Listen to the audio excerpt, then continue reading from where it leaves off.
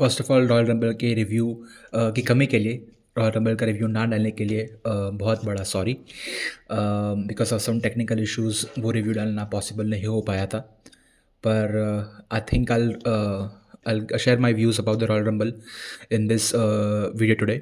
So hello and welcome to Suro Talks Wrestle, and welcome to the Monday Night Raw review or Tuesday Night Raw review if you're Indian. And yeah, welcome to the review. Let's start. तो सबसे पहले show की शुरुआत की थी Royal Rumble winner main event Jey Uso ने। And if I keep it short and on how I feel about this, on how I feel about him being the winner, मुझे कोई भी प्रॉब्लम नहीं है उनके रॉयल रंबल विनर होने से।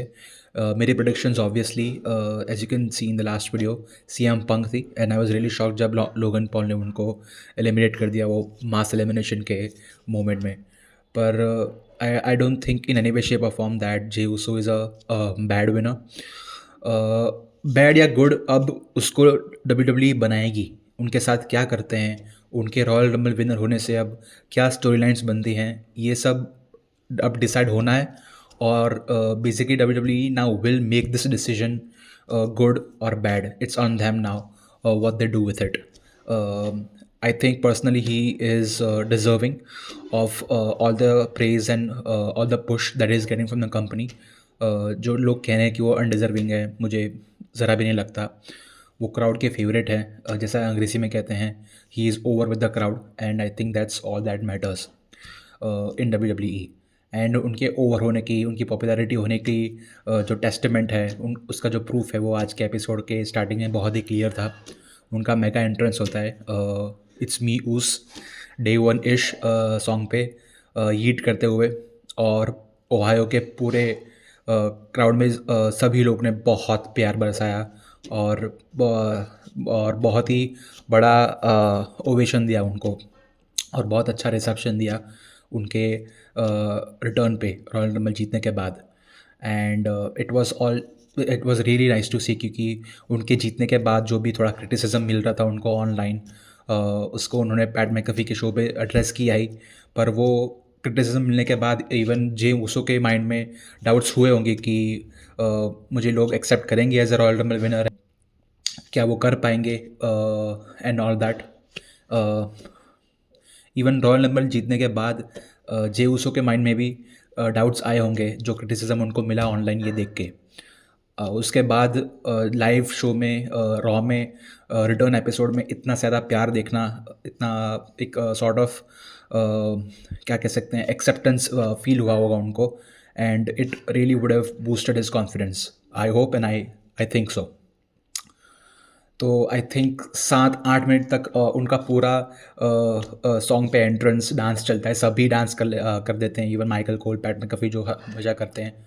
Song and होने के बाद ऑडियंस कहती है कि वंस मोर, एंड ऑडियंस की ना सुने, स्पेशली जे ऊसो जिनको बनाया ही ऑडियंस के प्यार ने, वो कभी हो नहीं सकता। तो उनके डिमांड पे एक और बार बजाते हैं उनका म्यूज़िक, और एक और बार एक राउंड डांस का कर लेते हैं, हीट कर देते हैं सब, मी इंक्लूडेड।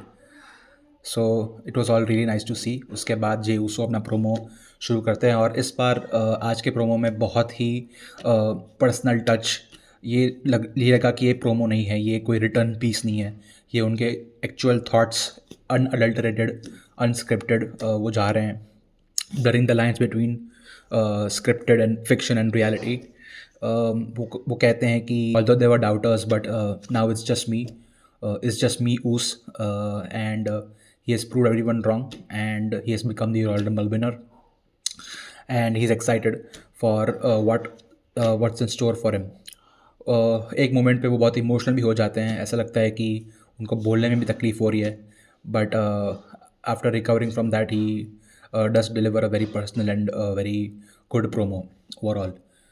प्रोमो चल ही रहा होता है कि गंथर की एंट्री होती है, एंड गंथरा आने के बाद जो अपना यूजुअल गंथर जो करता है, बिल्डअप करता है अच्छी चीज़ें बोल के, फिर एंड में उसका एक मेटाफोरिकल, एक वर्बल चॉप, फिजिकल चॉप तो देता ही है गंथर, बट एक वर्बल चॉप भी उसका आता है। तो चॉप देके बोलता है कि you are not at my level. और इस आई थिंक इस प्रोमो में Gunther really dives into his heel persona. मतलब कि आते हुए ही उसका जो डिमीनर था, उसका फेशियल एक्सप्रेशन से लग ही रहा था कि he is really going to be ultra heel mode in this promo, and that's what exactly happens. वो कहते हैं, you not even at the level of lacing my boots, and you know if you choose me, then I'll show you, and if you choose me, I'll show you the most violent form of myself। मतलब कि बहुत ही basically भड़का रहे थे Jey Uso को, and really उनको down play कर रहे थे, इंसल्ट कर रहे थे, which an arrogant heel does, and that's what I think Gunther does best.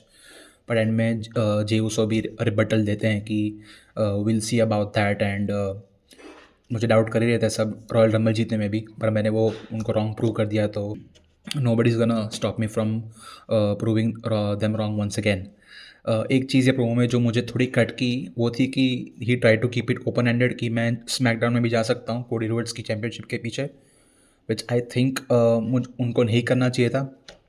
But I don't think it's major issue और एनीथिंग। मुझे तो डेफिनेटली ऑलमोस्ट डेफिनेट लगता है कि वो गंथर की चैम्पियनशिप के पीछे ही जाएंगे, एंड रेसलमेनिया तक, रेसलमेनिया में I think he will, I hope and I think as of now कि main event Jey Uso will win the world heavyweight championship, his first world title, singles title at least. वो main event करेंगे कि नहीं करेंगे वो देखने को रहता है अभी। दूसरे फ्यूड्स डेवलप होते हैं वैसे पता चलेगा हमें कि वो एक्चुअली मेन इवेंट करेंगे कि नहीं। आई डोंट थिंक सो उनका कोई हाई चांस है मेन इवेंट करना, but I think he can main event at least the night one of the WrestleMania. So yeah, all and all a good sequence, a good start to the show. आज के Monday Night Raw episode में main 3 narratives explore हुए थे। सो उसमें से first narrative पे अगर आए तो वो है पेंटा ज़ेरो मिएदो वर्सेस लुडविग काइज़र की मैच थी, और जिसका बिल्डअप लास्ट एपिसोड में टीज़ हो गया था, जहाँ पे ब्रॉन ब्रेकर पेंटा को कॉल आउट करते हैं, एंड बेसिकली उनकी मैच सेटअप हो जाती है जो आज मैच होती है। और रॉयल रंबल में भी उनका बिल्डअप हुआ था। पेंटा बहुत ही एक फ़नी मोमेंट में लुडविग काइज़र को एलिमिनेट कर देते हैं, क्योंकि फ़नी इसलिए था क्योंकि लुडविग काइज़र थोड़ा चालाक होने की ट्राई कर रहे थे, वेरी चालाक ब्रो, चालाक होने की ट्राई कर रहे थे। थोड़ा लेट एंटर किया रिंग में उन्होंने, ऐसे जज करके, स्टडी करके कि अब राइट मोमेंट है, अब मैं पेंटा को बाहर निकाल दूँ, और पेंटा रिवर्सल करके उनको ही बाहर फेंक देते हैं। सो या, एक बिल्डअप ऑलरेडी मिल चुका था इस मैच में। मैच आई थिंक मैच बुरी नहीं थी, पर आई थिंक ये फर्स्ट ऑफ ऑल पेंटा पे अगर मैं मेरे थॉट शेयर करूँ, so Penta is someone that I really I am excited for. उसके डेब्यू के लिए मैं बहुत एक्साइटेड था, and the match I think also ended up elevating those expectations for Penta. I really like his confidence, I really like his wrestling style also. I like the fact that कि वो royal Rumble में iron man थे। हालांकि मुझे लगा कि in ring वो ज़्यादा एस्पेक्ट्स में एक्सप्लोर कर सकते थे, ज़्यादा उनको मूव्स वो दे सकते थे। अगर एक मूव की मैं एक स्पॉट की बात करूँ तो वो जो सनसेट फ्लिप मैक्सिकन डिस्ट्रॉयर जो कहते हैं वो देते हैं वो जेकब फाटू को, एक लेते भी हैं सांटोस और एक वो लेते भी हैं सांटोस एस्कोबार के हाथों। So apart from that I don't think कोई मेमोरेबल स्पॉट्स थे उनके। And similarly with this match में कुछ बुरा नहीं था as in, but I think उनकी जो 3 मैचेस हुई अभी तक उसमें से सबसे वीक थी शायद से ये spot wise, in ring wise, which is surprising and unfortunate because I think given the talent both the wrestlers have, Ludwig Kaiser and Penta, I think they could have done really better. But I can understand कि ये match में के and में specially narrative को आगे बढ़ाना था और पेंटा को एक इजी विन देनी थी, जिससे फिर आगे शायद से उनका जो फ्यूड और नैरेटिव वो सेटअप हो सके। सो बेसिकली पेंटा ड्राइवर दे के लुडविग काइज़र को हराते हैं, और फिर वो प्रोमो कट करने ही वाले होते हैं कि पीट डन का म्यूज़िक बजता है, और पीट डन आते भी हैं, पर वो एक डिस्ट्रैक्शन था क्योंकि फिर पीछे से लुडविग काइज़र उनको अटैक करते हैं और मारते हैं बेसिकली।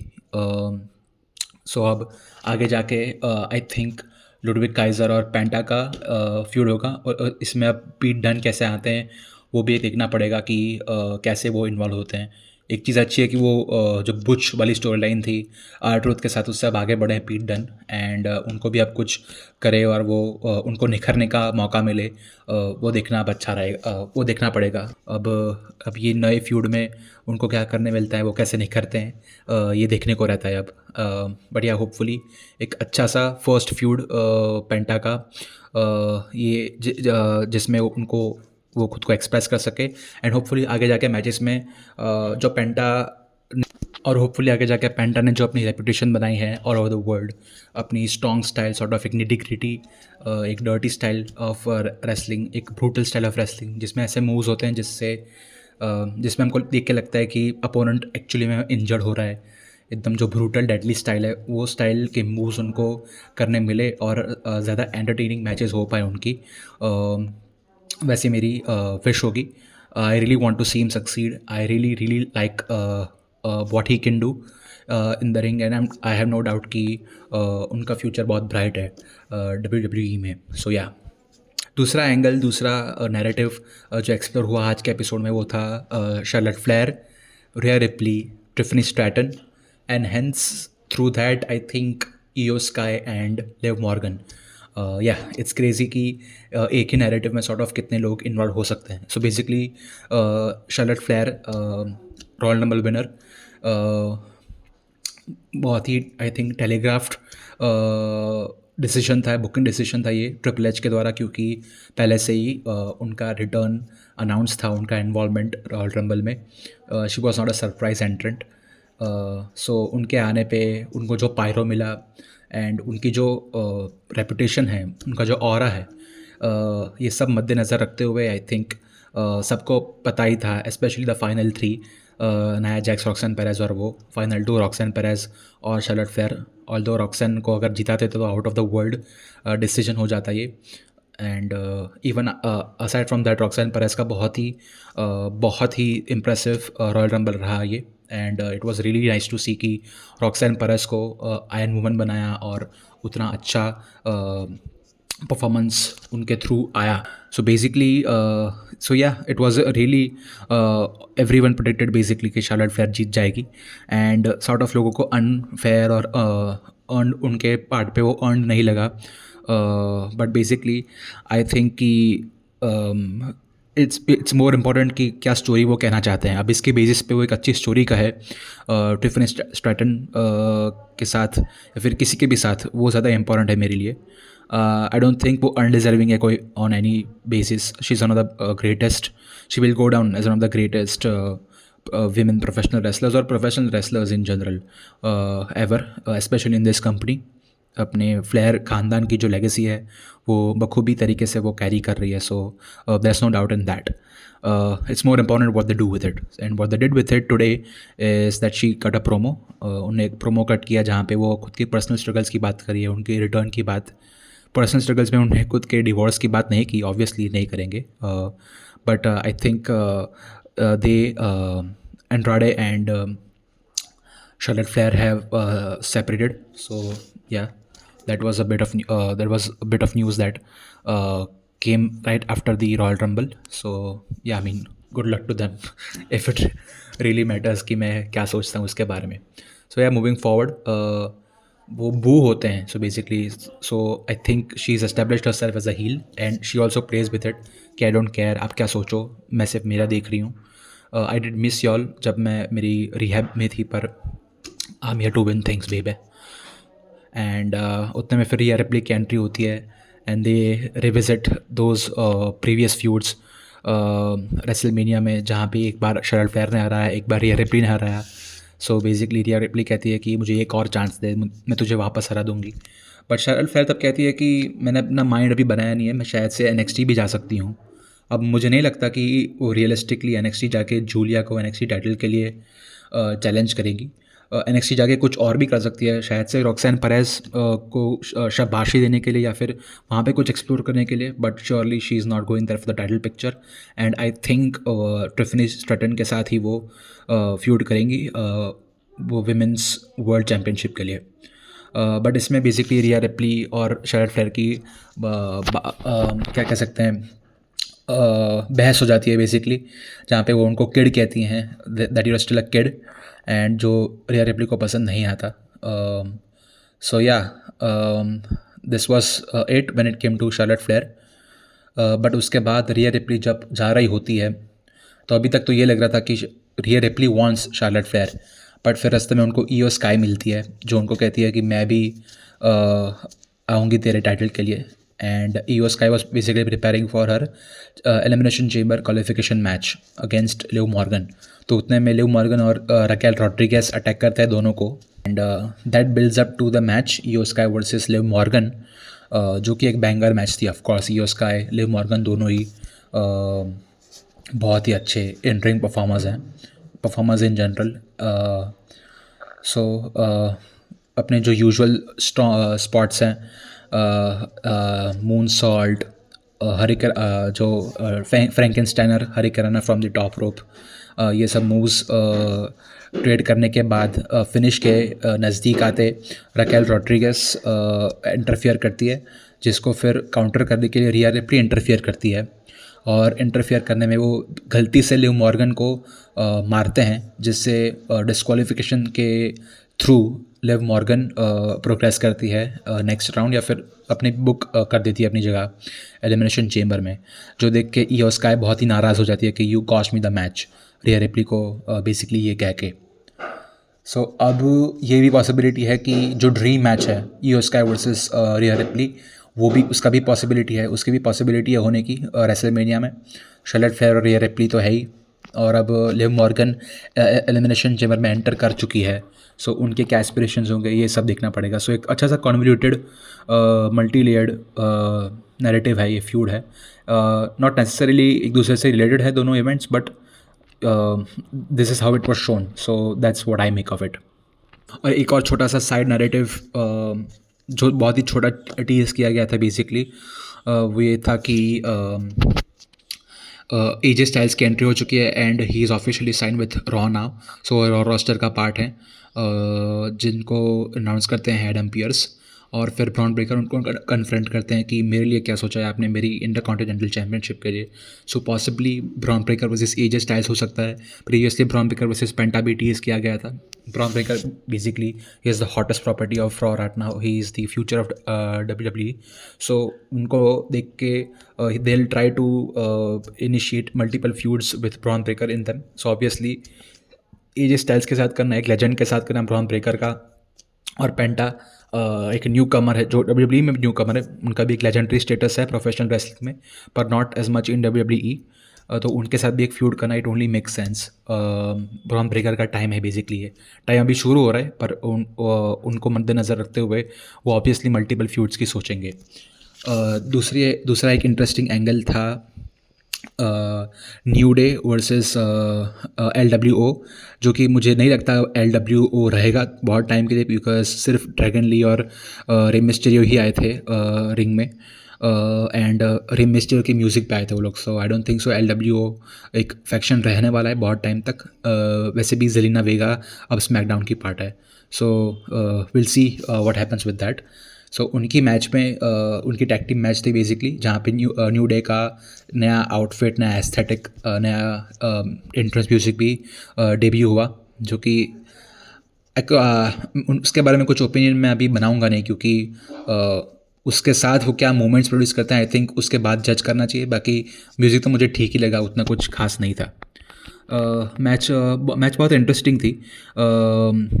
बहुत सारे इंटरेस्टिंग स्पॉट्स थे. ड्रैगन ली एक बहुत ही अच्छा उनका एक टिपिकल सा मूव है, जहाँ पे रिंग एप्रन पे होता है उनका अपोनेंट, और वो जैसे कि हाई जंप करते हैं एथलीट्स, वैसे ही हाई जंप करके तीनों रोप्स पे के ऊपर से कूद के वो हरिकराना देते हैं, और रिंग के बाहर बेसिकली फ्लिप करवा देते हैं अपने अपोनेंट को. और ये मूव के पीछे जो बिल्डअप था जेवियर वुड्स और रे मिस्टीरियो के बीच में, ये पूरा बहुत ही इंटरेस्टिंग मूव था. बेसिकली ये मैच के बीच में लोगन पॉल आ जाते हैं एंट्रेंस म्यूज़िक के साथ, और वो फिर अनाउंसर्स टेबल पे बैठ के कमेंट्री टेबल पे बैठते हैं, पर कमेंट्री नहीं करते, सिर्फ बैठते हैं, एंड वही अपनी नॉनसेंस चीज़ें क्राउड के साथ इंटरेक्ट करते हैं. और फिर रे मिस्टीरियो को टीज़ करते हैं क्योंकि उनकी मैच है Rey Mysterio versus Logan Paul next episode of Monday Night Raw for the qualification match, for the qualification basically of the Elimination Chamber. So फिर मैच में ये इंटरफेयर करते हैं, he costs the match to Rey Mysterio. And so yeah possibly Logan Paul का feud आने वाला है Rey Mysterio के साथ. देखना पड़ेगा कि ये लंबा फ्यूड होता है कि सिर्फ एलिमिनेशन चैम्बर तक ही सीमित रहेगा. बट ये अच्छा है देखने के लिए कि एलिमिनेशन चैम्बर की क्वालिफिकेशन मैच, इसमें भी स्टोरी लाइन्स इन्फ्यूज्ड है, फ्यूड्स इन्फ्यूज्ड है. So it was nice to see. And New Day की आई थिंक पहली win as heels was also good. It only make sense कि एक इंटरफियरेंस के थ्रू उनकी विन आई. अब उनका और लोगन पॉल के बीच में अगर वो कुछ छेड़ते हैं, कुछ बैक स्टेज सेगमेंट में कुछ फ़नी सा करते हैं तो वो देखने जैसा रहेगा. अब फिर आते हैं लास्ट मेजर एंगल पे, जहाँ पे इन्वॉल्व है Sami Zayn, Seth Rollins, CM Punk and in an interesting way Karrion Kross. Okay. And also एक सरप्राइज्ड एंड ऑल्सो एक mystery member in this feud, एक मिस्ट्री रेसलर जो एंड में appearance देते हैं और उसका मेंशन भी मैं एंड में ही करूँगा. सो बेसिकली सैमी ज़ेन की मैच होती है CM पंक के साथ for the qualification of the Elimination chamber match. और फिर उसमें भी मैच के पहले कैरन क्रॉस उनके कान भर रहे होते हैं कि you should think about your self and तुमने जो रॉयल रंबल में हुआ बहुत बुरा हुआ. तो बेसिकली सैमी ज़ेन उनको चेतावनी देते हैं कि भाई तुम मेरे मुंह मत लग बहुत ज़्यादा, मुझे कुछ लेना देना नहीं है तेरे साथ, and if you continue doing this we gonna have a problem. So basically उनके और कैरन क्रॉस के बीच में मैच या फिर कोई फ्यूड सेटअप हो सकता है. फिर सैथ रॉलिन्स एक प्रोमो कट करते हैं एपिसोड में. एक तो बहुत ही तरंगी सा, बहुत ही weird, I mean out of all the weird outfits Seth Rollins पहने हैं पहले, I think this is surely top 5. I mean because ये बहुत ही वियर्ड तरीके से, ईयरी तरीके से वियर्ड था. कुछ स्कैर क्रो, जोरो टाइप, कुछ विजर्ड, बहुत सारी वाइब्स आ रही थी, बहुत ही स्कैर क्रो लग रहे थे बेसिकली मुझे तो. सो इस कैरेक्टर आउटफिट में वो एक प्रोमो कट कर रहे हैं जहाँ पे कहते हैं कि हाँ CM पंक, रोमन रेंस नहीं जीत पाए रॉयल रंबल, जिस मास एलिमिनेशन में वो खुद एलिमिनेट हो गए उसकी बात करते हुए बेसिकली. और वो कह रहे हैं कि पर मेरे लिए एलिमिनेशन चेंबर है, जो कि उनके लिए भी है CM पंक और रोमन रेंस के लिए, बट एनीवे. और बेसिकली वो बहुत कॉमेडिक तरीके से सैमी ज़ेन को हाइप अप करते हैं कि कम ऑन सैमी ज़ेन हराएगा CM पंक को, basically alluding to the fact कि उनके और CM पंक के बीच में अभी भी बहुत हेट है. और रॉयल रंबल के बाद तो ऑब्वियसली बहुत होगी, जैसे क्रैश आउट किया था सैथ रॉलिन्स ने उसके बाद, स्पेशली उसके बाद इवन CM पंक के एंट्रेंस पे वो थोड़ी भिड़न हो जाती है दोनों के बीच में, पर कुछ ज़्यादा होता नहीं है उसका. और मैच फिर शुरू होती है और मेन इवेंट थी. सो ऑब्वियसली सबसे बेस्ट मैच आज की यही थी. I think it was close between the Liv Morgan and Io Sky match, but this was also a really good match. एक स्पॉट में जहाँ पे CM पंक जो टर्न बक्कल कॉर्नर मूव है, जहाँ पे वो एक नी देते हैं, फिर एक बुलडॉग देते हैं. तो बुलडॉग को एक बस्टर में ब्लू पावर बॉम्ब शायद से कुछ कहते हैं वो मूव, आई एम सॉरी मुझे एग्जैक्टली याद नहीं है, पर सैमी ज़ेन का एक जो ब्लू थंडर बॉम्ब या फिर ऐसे कुछ नाम है, उसमें वो रिवर्स करते हैं. तो वो बहुत ही इंटरेस्टिंग था देखने के लिए. एंड एक सीरीज़ ऑफ मूव्स होते हैं जहाँ पे फिर एंड में हेलुवा किक देते हैं, देने की ट्राई करते हैं CM पंक को सैमी ज़ेन, और उसको एंड सेकंड पे बहुत ही अच्छा रिवर्सल था, जो कि बहुत ही edge of the seat movement था कि एंड में एकदम फ्रैक्शन ऑफ अ सेकंड में उन्होंने डक किया और रिवर्स कर दिया move. So that was really interesting to see. और एक नैरेटिव, फिजिकली भी एक नैरेटिव उन्होंने बार बार वही पुश किया कि जो CM पंक कह रहे हैं सैमी ज़ेन को that you are not at my level. So वो भी दिख रहा था उनकी बॉडी लैंग्वेज में कि वो डिमीन कर रहे हैं सैमी ज़ेन को. एंड CM पंक का कैरेक्टर ये बहुत ही इंटरेस्टिंग है क्योंकि he is over with the fans. Obviously he is one of the most over guys ever in the history of the universe of the world of the professional wrestling. तो वो कुछ भी करेंगे, cheer ही करती है public उनको. But वो खुद बहुत ही सेल्फिश, बहुत ही सेल्फ सेंटर्ड सॉर्ट ऑफ, एकदम फोकस्ड खुद के सक्सेस के लिए. तो वो टिपिकल फेस बेबी फेस चीज़ें नहीं करते हैं कि पुटिंग ओवर एंड अच्छी अच्छी चीज़ें बोलना. वो डिमीन करते हैं जब उनको डिमीन करना हो अपोनेंट को. So that's really interesting to see कि कैसा ग्रे कैरेक्टर है उनका। सो या मैच के एंड मैच सीएम पंक जीत जाते हैं। एक क्लोज कॉल होता है जहाँ पे वापस रेफरी जानबूझ के लेट काउंट करते हैं और थिंक सीएम पंक थोड़ा लेट किक आउट करते हैं, पर I mean that's really nit picking. उतना कुछ मुझे तो अफेक्ट किया नहीं वो मूव।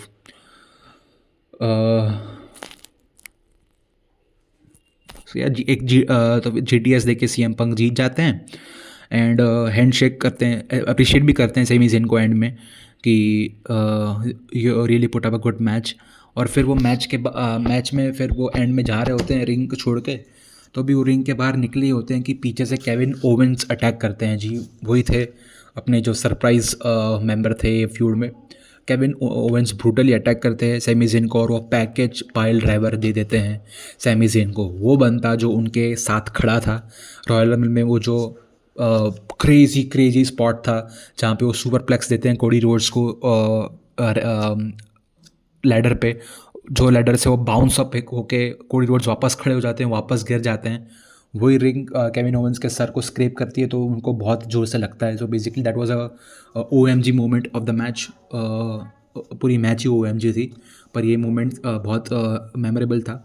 तो वो मोमेंट के बाद भले ही केफेब कैरेक्टर में सब आ जाते हैं रेफरीज एंड निकोल्डस, पर उसमें फिर सेमी जेन भी होते हैं basically because he cares for both people but specially for Kevin Owens. Kevin Owens उनके बेस्ट फ्रेंड है, तो उनकी केयर करने के लिए, उनको देखने के लिए, टू चेकअप ऑन हिम वो आते हैं, पूरी मैच में रहते हैं। फिर जो एलाबामा स्लैम जो मोमेंट ऑफ द डे था, मोमेंट ऑफ द PL था, possibly moment of the year हो सकता है, especially moment of the year so far तो है ही, जो एलाबामा स्लैम देते हैं Cody Rhodes package pile driver को रिवर्स करके लैडर पे, और जो बम्प लेते हैं।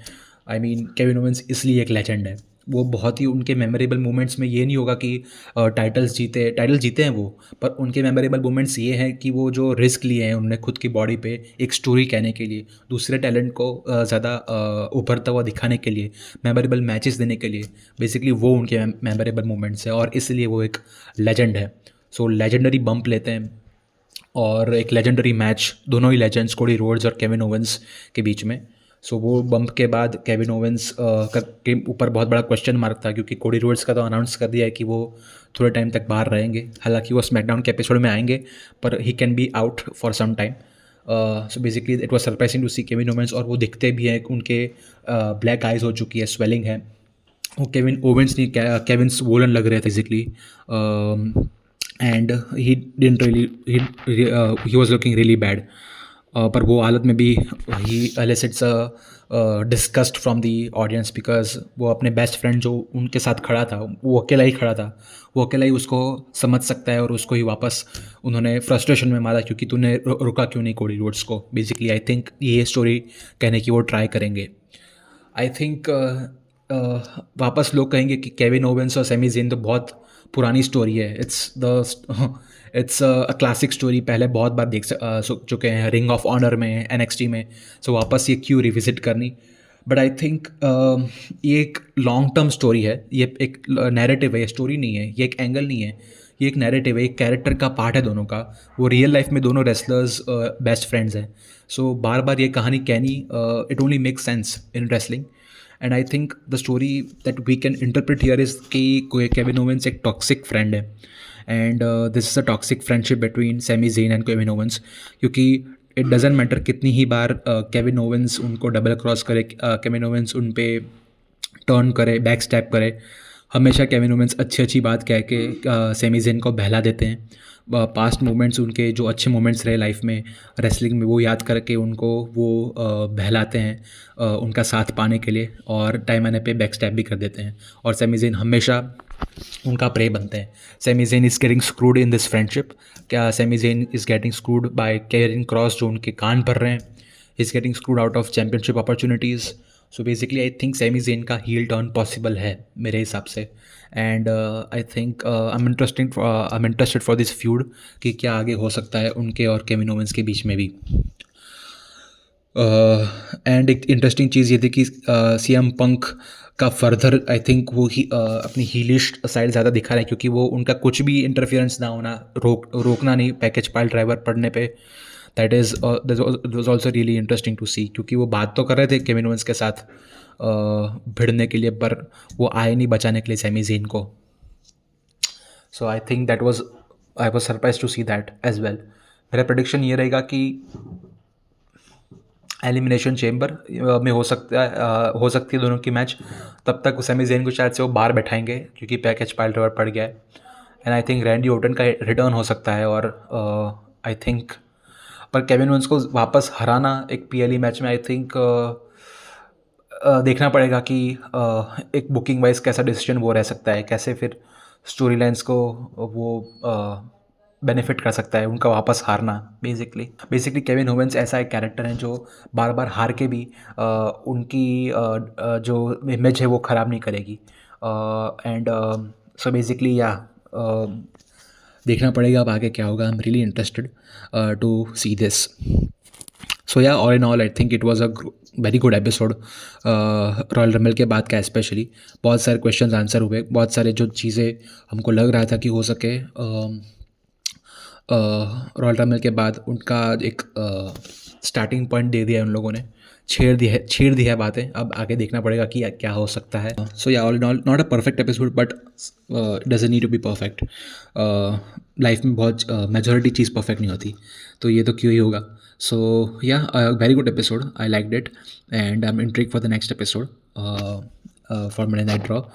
जिसका रिव्यू देखने के लिए please tune in again on next Tuesday and tune in this week also for further reviews of NXT and SmackDown. Please like the video, comment on it, subscribe, share it with your friends. And मैं मिलूँगा आपको next video में. तब तक thank you and take care.